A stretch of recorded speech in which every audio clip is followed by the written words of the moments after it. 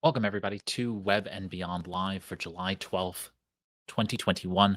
I'm Ray Sidney Smith. I'm president of W3 Consulting and managing director of W3C Web Services, which provides affordable web and WordPress hosting, Microsoft 365 licenses, domain name registrations, and all kinds of other web related services for small business. Web and Beyond Live is a weekly show that I do to talk about topical and timely issues related to small business, digital marketing, and all the various related issues that I want to talk about as well. And so, welcome everybody to either the live show or to the podcast, listening to the podcast after the fact or watching the video after the fact. Welcome. If you're joining me live, feel free to ask questions while we're having the conversation and talking about these issues. And if you're watching the replay, you can always feel free to ask questions in the comments. And of course, you can tweet at me or message me, and I can hopefully answer you that way. All right, today I want to cover the small business digital marketing news. We're going to cover lots of stories, and then I want to close out with a discussion on an article that I came across on Inc.com, which talked about why content marketing should be the foundation of your marketing strategy. We're going to talk a little bit about that so that we can have an understanding of that. But I want to cover some reports that came out, and I want to talk a little bit about Biden's most recent competition executive order. Kind of his stance against big business here. And so let's get into the various items. So first and foremost, there was a recent report that came out from the Better Business Bureau, and it's all about the current online scams that are happening. And this is part of their Institute for Marketplace Trust. And so the 2020 report came out. It's the Better Business Bureau Scam Tracker, the BBB Scam Tracker Risk Report. And if you scroll down to the table of contents, I'm not going to get into these very specifically, but you should really, really check this out because this is going to be really important. It's a very short report. It covers the 10 riskiest scams of 2020 and those scam delivery methods and some of those payment methods. And of course, we're going to see cryptocurrency, we're going to see ransomware, we're going to see other kinds of schemes all related in here. But there are product-based schemes, online purchase schemes, pet-related schemes, and then employment scams that are all a part of this, largest set of them. So just keep that in mind. Review the document. I think this is really, really important for us all to both help ourselves, keep ourselves safe, but also from a perspective of protecting our employees and our customers, because these scams are coming at them faster than they can keep up with them. And so it's just really important for us to keep hold to that, message of trust and safety as we're trying to sell to our customers. Next up is just a really quick report that came out about small business applications being the second highest ever in May. So in May, we had 500,000, I think, new business applications filed that has been tracked since 2005 by the US Census. And so this is remarkable. And so we just have this, large filing. And so we're going to see this is the second largest filing since last year when we had more than 500,000 folks file for new business applications. Now, this always comes into play for me for the reasons of one, when job prospects are not great, people are really forced, it becomes a forcing function. A poor economy, loss of a job, those kinds of things really force people to start small businesses. So they're not small business owners by choice, but by force. And so that becomes an issue for them because they're not prepared to be business owners. Even if you choose to start a business like you have, the likelihood is that you don't have all of the skills and skill sets to be a business owner. And so you really need to go out there and find that help. So find a business coach, go reach out to your local small business development center, reach out to other economic development agencies out there that can help you establish the skills and help you really figure out what you need in order to become the business owner you have to be in order to be, in the state of play for success for, in this day and age, in the digital age. So just really important to keep that in mind as you move forward. All right, next is this very interesting thing. So the Facebook sponsored a study in order to basically put out this claim, which is that the default apps dominate on iOS and Android. And of course, that would make a lot of sense if iOS were to put out a phone and for it to have no applications on it and only to allow developers to develop for those platforms, very silly things would really occur. So of course, yes, your iPhone should have a phone app, it should have a messages app, it should have a calendar app, and so on and so forth. And so Facebook spent a lot of money to kind of push this notion about both iOS and Android. Kind of a stance against Apple and Google in a way, but I don't particularly think this is bad for third-party developers in the way in which Facebook has claimed it to be.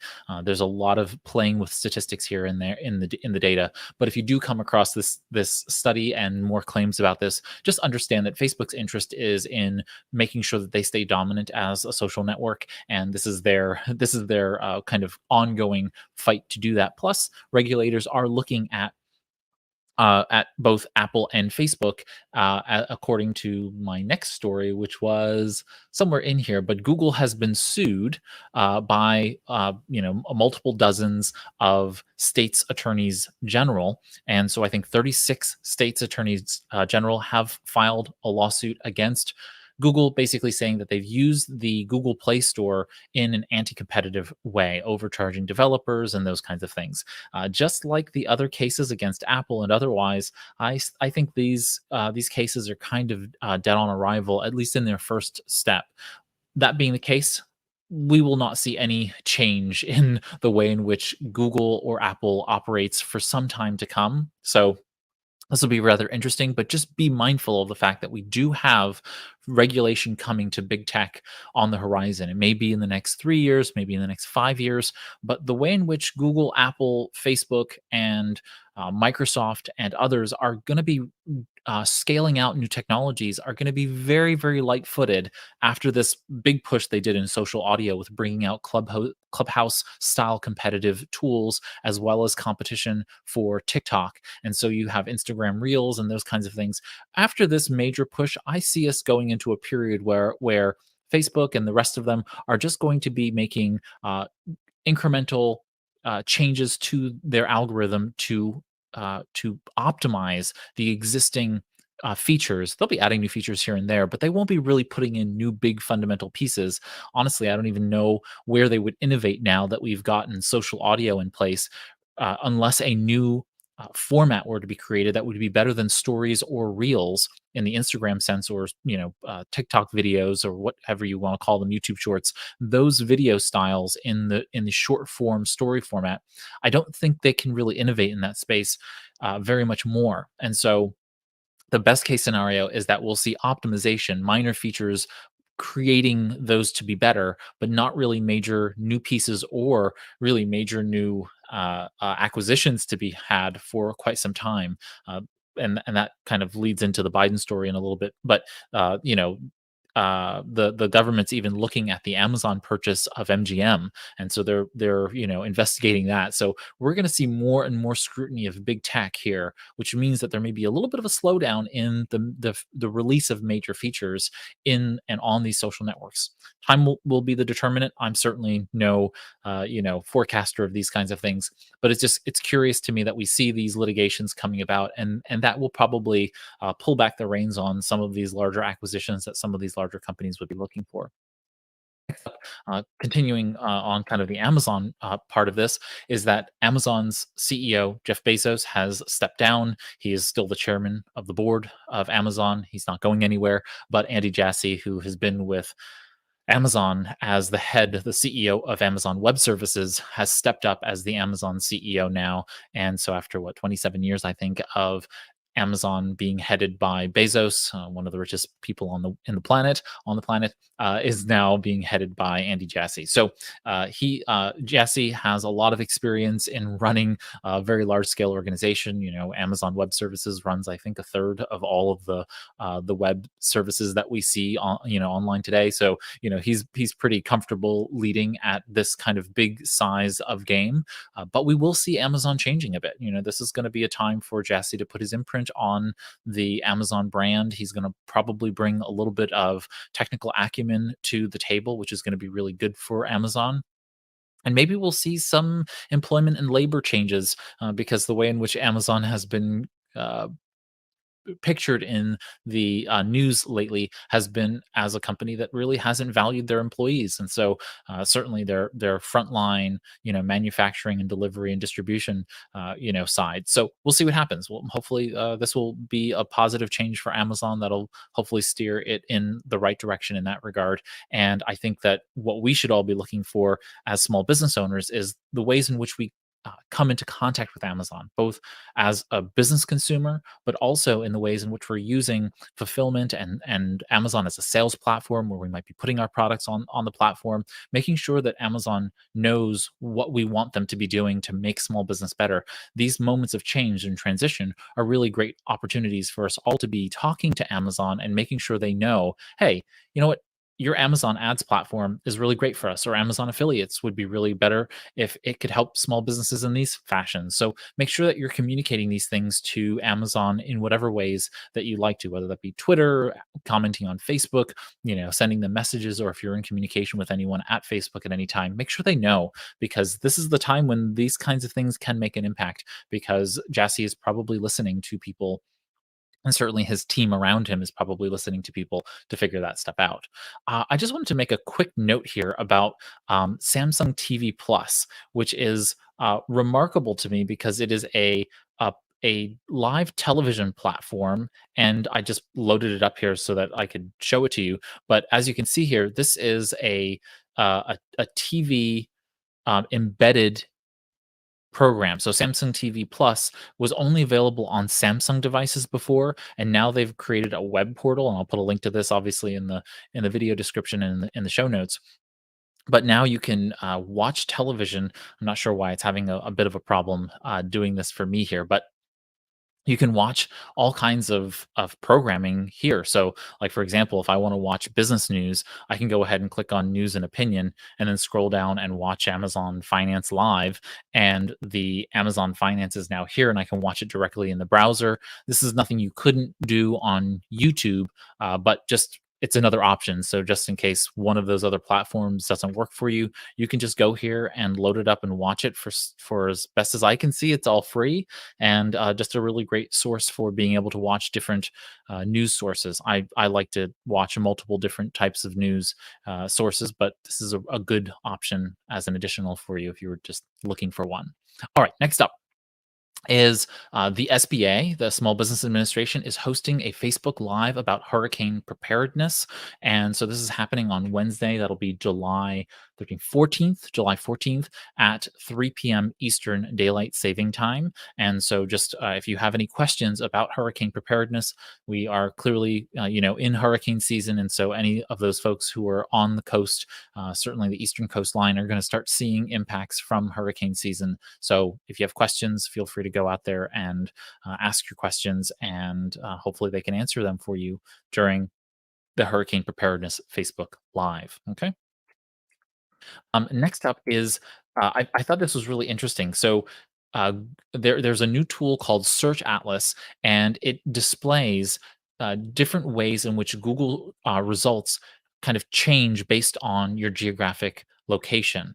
And so you get to see really how this all works. But you can go to Search Atlas by going to searchatlas.org, and you can do various searches so that you can see for yourself really how geopolitical borders changes the way in which searches are done. And it's just a fascinating kind of dive into all of these things. But certainly for those of you who might be catering to a global audience or to an audience in multiple countries, say you're dealing with folks who are in East Asia versus those folks who are in Europe, and so on and so forth. Just very, very fascinating to kind of see how this all operates and works, and some of those pieces there. I don't want to get too far into the weeds here with Search Atlas, but just know that it's available, and that if you are multi jurisdictional in terms of countries, you might want to check this out just to see how your search engine optimization might change based on those things. Okay. Next up is I thought this was really fascinating. So, all different retailers are jumping on the TikTok bandwagon, and so they are utilizing TikTok for looking for viral moments. Basically, they are looking for hashtags and also influencers for these purposes. So if you are in the health and beauty, fashion and apparel, and any of those kind of lifestyle and wellness businesses, just know that TikTok is looking for folks like you, not TikTok specifically, but large retailers are looking for folks like you where these things might be paired up or be useful to them in other ways for their own marketing purposes. So just keep an eye out for these opportunities for collabs, as they call them, collaborations, collabs with larger brands because they can actually elevate your view and voice if you can get these kinds of opportunities to get in front of not just your audience, but audiences of those larger brands like Aerie, which is I think owned by Aeropostale or American Eagle or one of them, and as well as Zara and all kinds of other fashion brands. So just very interesting. You can check out the article if you're really on that TikTok space or Instagram Reels. If you're on the Instagram platform, really thinking through what are the opportunities here where you can potentially partner with those folks and make those kinds of large scale, a larger footprint in terms of view be found. I don't like the terminology viral here, so I'm avoiding it, but I think that we can really have greater view of particular brands, especially if some of these larger brands understand you have dominance in a particular market. So, say you are really got a really strong hold in, say, the Cincinnati market. You can potentially get them and eyeballs on you by virtue of doing really well in that space. So, don't discount local hashtags as well as the other hashtags that surround your particular space, whether that be fashion, apparel, other kinds of clothing design based hashtags. Okay, next up is just a quick note here about ByteDance, which is the company that owns TikTok. Continuing on that TikTok line, there was an article in the Wall Street Journal, and actually several other reporting outlets talked about this, which is that ByteDance didn't go IPO, and recently Didi, the Chinese-based ride-hailing app, just like Uber here in the States, they did go IPO recently, and they started at $15 IPO when they launched, I think, and now they're trading around 11 or 12. Again, I don't think that's much of a big deal in the long term, but in the short term, China is coming down. President Xi Jinping, he's somewhat autocratic, and so he is out there really putting the damper on IT company, that is big technology companies that are going out there and trying to raise funds outside of China's borders. And so it's just something to keep in mind that where a company is producing their app actually has a huge impact on your business potentially if you need them in order to make that business happen. So while I'm less caring about TikTok, to be quite honest, or with Didi, I do care about the fact that many times we don't really think about where our applications are headquartered. Where are we using these things, especially for infrastructure based applications? So, for example, I use Canva. Canva is an amazing application, and I recommend it to all of my clients, right? And so I'm actually probably going to be putting together a course soon on Canva, teaching Canva Pro specifically to my clients. And so Canva is great. It's also produced in Australia. It's an Australian-based company, and so I'm not particularly concerned about that. But if Canva was based in China, I should be concerned about that because there's intellectual property issues. There are all kinds of other issues that the Chinese government is very different about treating things in that sense. So we want to be mindful of how we actually get our applications as much as we are mindful about the applications that we're using to get things done. So it's not just a productivity issue, but it also ends up being an infrastructure issue because, say if China decided to shut down Didi here, they're just fining them and they're causing all kinds of hiccups here. Mind you, it's not just Didi; it's many other large tech companies in China that Xi Jinping is going after, and Xi is just on the rampage to rein in those big tech giants that are inside of his country's walls. But the goal here is really to think through how you are getting your software, whether or not it is in a place where you can not just control it, but where you can make sure that you have certainty that it will be stable for you. You don't want to be using technology and then all of a sudden you lose access or those kinds of things because of geopolitical nonsense, right? You want to be able to run your business and not be concerned. So just be careful, be understanding of that, and just know where your software is coming from. This leads me to my second to last thought before we get to, or my last thought before we get to our discussion on content marketing. But President Biden signed an order today that was really, a shot across the bow to big business. None of this is really direct changes to the way in which businesses will operate, but things like an a policy change in terms of non-compete agreements. A lot of employees are out there who don't even realize it, but are actually who have actually signed a non-compete agreement, and those non-compete agreements are in effect being challenged here by the Biden administration, and so you're going to see more and more companies, certainly because the FTC is now charged with kind of going after those companies that are forcing companies like hotel workers and otherwise to sign non-competes, which seems kind of ridiculous. It makes some sense maybe on the higher end where employees are and have a deep knowledge of the inner workings of a company. But if you're a front a line cook in a restaurant, moving to another restaurant, it should not be a barrier if you lose your job in one restaurant to go work in another. So that's the thing that Biden is really attacking here is big business really taking advantage of employees in this way. There are like 70 something odd orders that were bundled into this one specific order that he signed. And so we'll see what happens over time. There's a lot of railing on the conservative side about how this is going to stifle innovation. There's lots of celebration on the Democratic or progressive side about these policies being positive to be pro-consumer and protecting, workers in the world. In the small business space, I would say be mindful that a lot of these policies are going to be localized, and it's important for us all to pay attention to how these regulations affect our businesses. And ultimately, it's about the long game, right? It may be a little bit more difficult in the short term, but it's actually really important in the long term that we make sure that we are taking care of the people in our community. So I think this is probably going to be good on the whole, but there's a lot of problems that can happen in between this signing of an executive order, Congress's actions, and of course states' responses to those, whether state legislatures and otherwise are going to absorb some of these things. So we'll see what happens, but it's a step in a direction. I would rather movement than the kind of stalled government that we've been seeing. So that's my own opinion. I'd rather see positive or negative happen because then we can see it and we can make changes. But I really am glad to see us have movement towards something changing, so that small businesses have greater competition here. My point is pro small business, and so I see this as an opportunity to step into place where big business is potentially taking advantage of,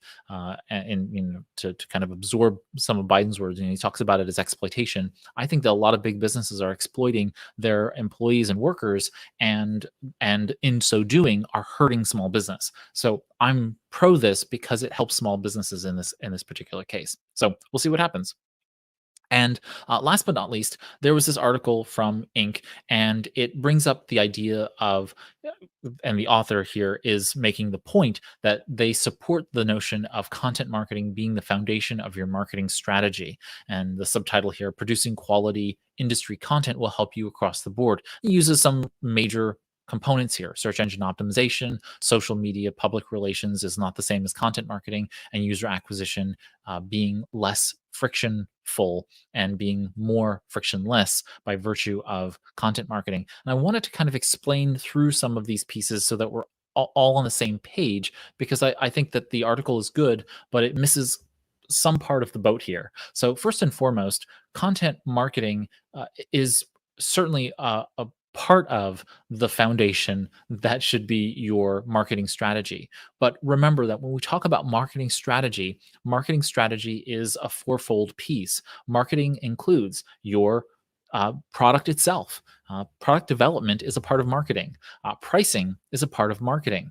Your placement, whether that be physical offline placement where products go on shelves, but also where you are going to be branding and placing your products online in terms of e-commerce shelves. Where you're putting your product online to sell is also a part of marketing. And then last but not least, that fourth component is of course your promotion. Your promotional strategy is also a part of marketing. So when we think about marketing strategy and content marketing being kind of the foundation of it, I tend to shy away from that component because it's probably a foundation of your promotional strategy within marketing strategy, but not foundational across your entire marketing of your business. Your marketing encompasses those four components of product, pricing, promotion, and placement. So we have to really keep that in mind that when I talk to you about marketing, when I sit down with clients, I really am diving first into those first few pieces, right? What is your product? Is your product set for the market? Is it right for the market?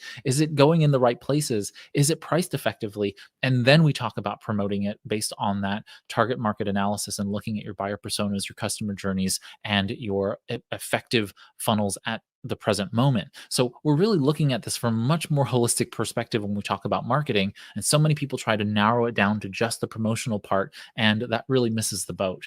So then, if we narrow it down into just your promotional strategy within your marketing strategy, then I think that this author has a lot right.